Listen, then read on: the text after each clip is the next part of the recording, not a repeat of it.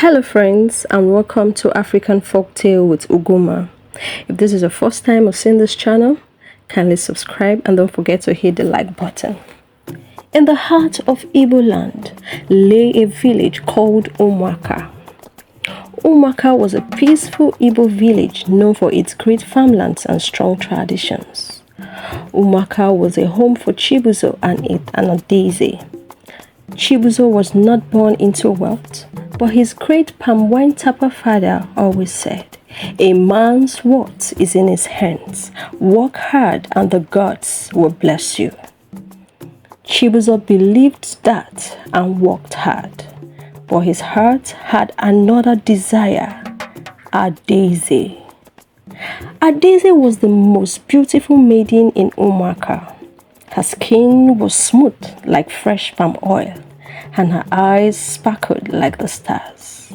She was the daughter of Chief Okonkwo, the wealthiest man in their village. Many young men sought her hand in marriage, but she loved only Chibuzor. However, her father saw Chibuzor as a nobody, a man with no land, no title, and no wealth. "Cannot marry my daughter," he told Chibuzor without hesitation. But Adaeze and Chibuzor made a promise to wait for each other. One day, Chibuzor's uncle, a successful trader in Onitsha, offered to take Chibuzor with him to the city. This was Chibuzor's chance to build his future. Before he left Adaeze and Chibuzor met under the great Udala tree, where lovers in their village shared their deepest promises. She removed her late mother's coral beads and placed it in Chibuzor's hands. "This is my heart," she whispered. "No matter how long it takes, keep it safe. I will wait for you." With that, Chibuzor left Umuaka with fire in his heart. Life in Onitsha was not easy. The market was filled with traders who knew every trick in the book. But Chibuzor worked hard, learned fast, and remained honest. Within 5 years, he had built his own successful trading business. He bought lands, built a house, and became known for his integrity.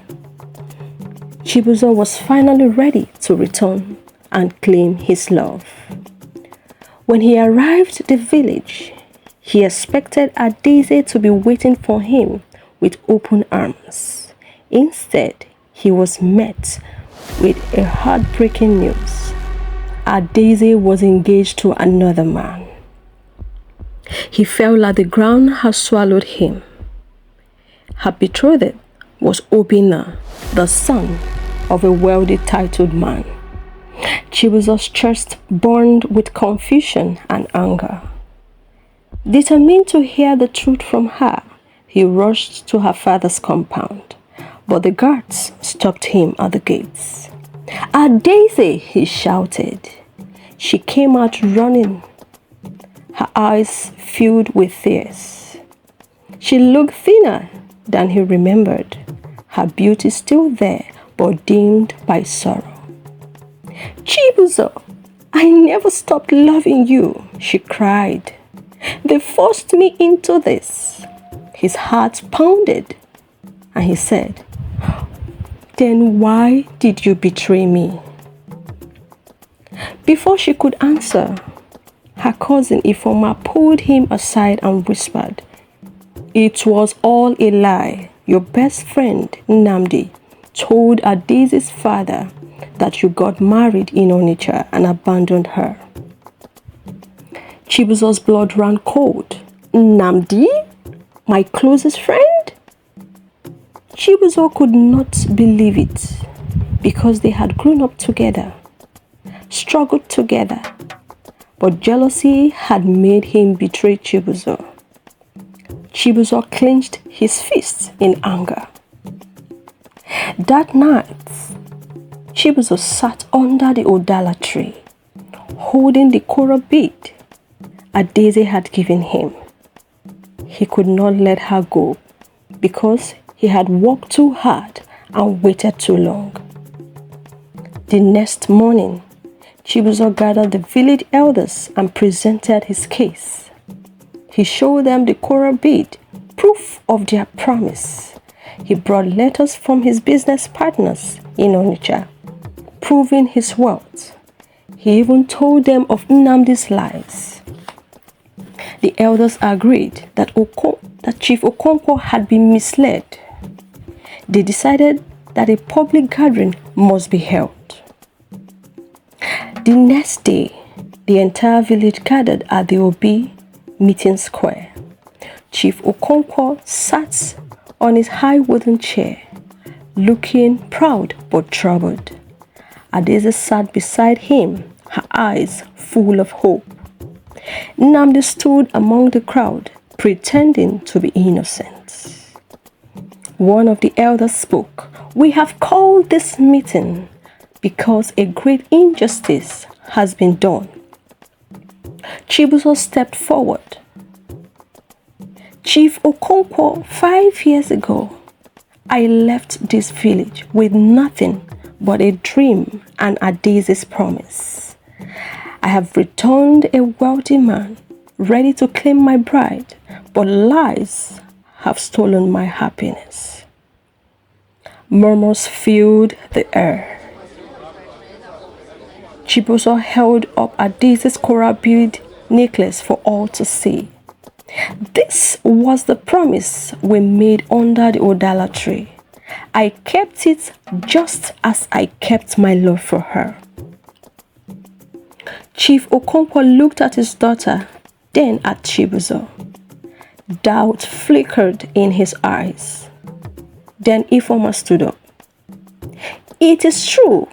It was Nnamdi who spread the lies." Gasps filled the air. All eyes turned to Nnamdi. He stuttered. I was only saying what I heard." "Lies!" an elder shouted. Furious Chief Okonkwo rose. "You have deceived me, Nnamdi.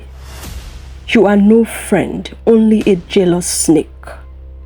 Shame covered Nnamdi's face as the villagers muttered in anger. He had ruined his own reputation. Chief Okonkwo turned to Chibuzor and said, "I see now that true love is worth more than words. You have my blessing to marry Adaeze." Adaeze ran into Chibuzor's arms, and the village cheered. Love had won. Love had won. Their wedding was grand. The dancers, drummers, and a feast that lasted 3 days. Adaeze shone in her red wrapper and coral beads, more beautiful than ever. As for Nnamdi, he became an outcast. No one trusted him again, and he left the village in shame.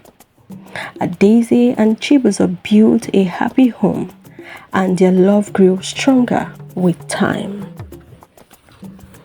Dear friends, this is the end of the story.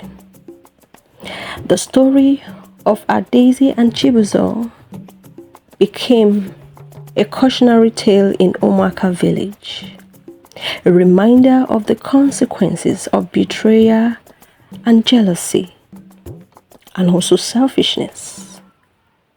Dear friends, today's story has taught me that lies and jealousy only leads to destruction. And true love is patient and always find its way. What has this story taught you? Kindly share down in the comment section. Till I come your way again. Bye bye, and see you in my next video.